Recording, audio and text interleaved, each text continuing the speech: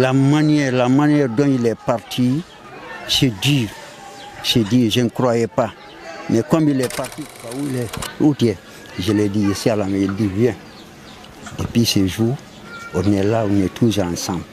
On est tous ensemble. Toumba n'a jamais fait du mal à quelqu'un depuis l'enfance. Il pensait toujours à la jeunesse et à son prochain. Depuis qu'on est ensemble, je ne l'ai jamais dit quelque chose, il n'a pas respecté. Il me respectait beaucoup. Il me respectait beaucoup. Tout ce qu'on arrive à voir là, c'est Dieu. Ça fait 2 jours, les gens m'appelaient un peu partout.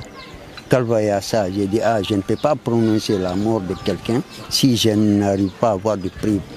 Et le soir là, avec le bon Dieu, vraiment, quand on m'a dit directement j'ai gagné des preuves, j'ai appelé Maître Yomba et je remercie beaucoup Maître Yomba et Maître Silla. Et je remercie tous ceux qui aimaient Toumba, tous ceux qui étaient derrière Toumba. Et aujourd'hui, Toumba n'est plus. Je crois qu'il a laissé l'histoire derrière lui, une grande histoire qui, du monde entier, va lire. C'est Dieu qui a voulu ainsi. Ce n'était pas le moment, on ne croyait pas si c'était le moment. Mais comme Dieu a voulu ainsi, nous remercions le bon Dieu. Nous remercions le bon Dieu. C'est le seul créateur. C'est lui qui a mis Toumba au monde et il a repris. Vraiment, c'est dur, mais on ne peut rien contre le destin. Qu'est-ce que ça vous fait de voir votre ami partir comme ça, de cette manière-là? Ça fait quoi?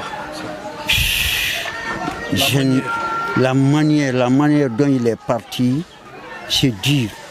C'est dur, je ne croyais pas. Mais comme il est parti comme ça aussi, on prend le bon Dieu au secours. Le bon Dieu est là pour nous tous.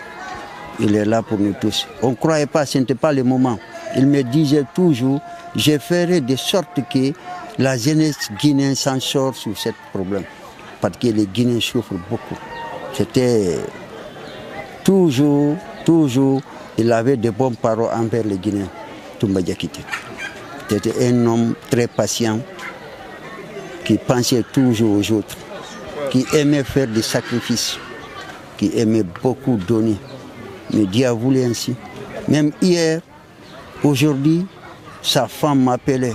Hier nuit, j'ai parlé avec sa femme de 2h du matin jusqu'à 3h du matin.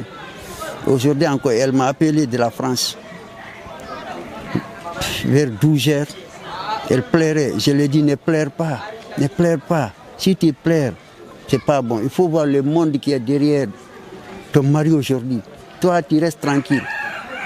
Tout ce qu'on dit là, je n'ai pas confiance, mais ne crois pas. Tant qu'on n'arrive pas à dire c'est vrai, il n'est plus, restons derrière ça.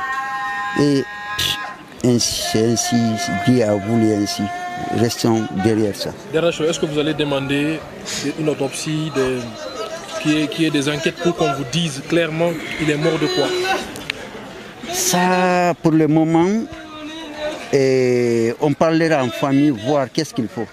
Parler en famille pour voir qu'est-ce qu'il faut. Je vous remercie. Merci.